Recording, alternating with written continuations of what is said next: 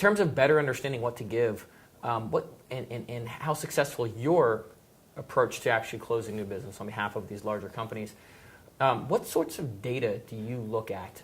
What's important to you, and how do you use that in an effective way? Well, specifically for our solution, we take a look at the needs of a local business, and we see what things are working for them online. First off, what data we can find out there, and what things they're doing well at, what things that they're doing poorly at, and then we look for opportunities. One thing that we found around buying and selling right now is that some things have changed in local, and some things have remained surprisingly the same as they always have been. So some things that have changed is that consumers are much more savvy than they used to be. You can do a lot more research online. People that go in and buy from a local business typically have the intent to buy as they go into a business. They've done a lot of research online.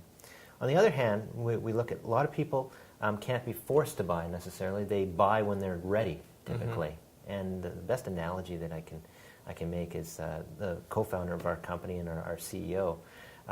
He used to own a computer retail operation, and he used to pay himself. This was back in the late '80s. He was paying himself $40,000 a year, and he was spending $20,000 a week on advertising, and that would get him 2 full-page ads in a local newspaper. Oh yeah. And so you could imagine the heartburn that he would get when he would fork out that money every single week. And so he would ask everyone that he knew, "Did you see my ad? Did you see my ad?"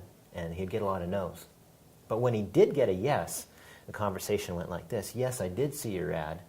I'm looking for a computer, or I need to upgrade my computer." So they've already made a decision in the back of their mind that they need something, they're looking for something, and those are the people that see the advertising and that's out there right now.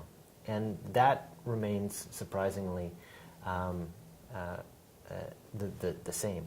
And so back to your question about how we use data, some of the things that we'll look at with our marketing automation system are what kinds of things can we find in the digital footprint of a business that indicate that maybe that they're already looking for a solution. And so one example of that might be if a business has recently received a really bad review online, and mm-hmm. maybe they've engaged with that review. Maybe it's more likely that type of business is having an aha moment that I have to pay more attention to the reviews that are coming online, or I need help responding to these.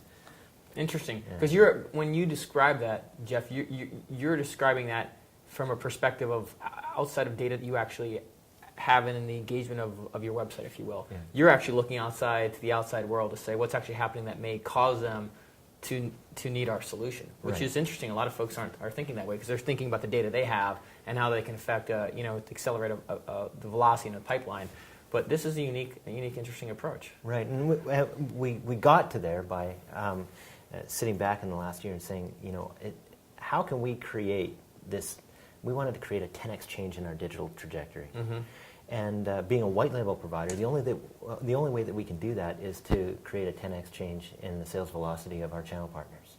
And so when we focused on that, we were thinking constantly about how can we make sales organizations more efficient and marketing organizations.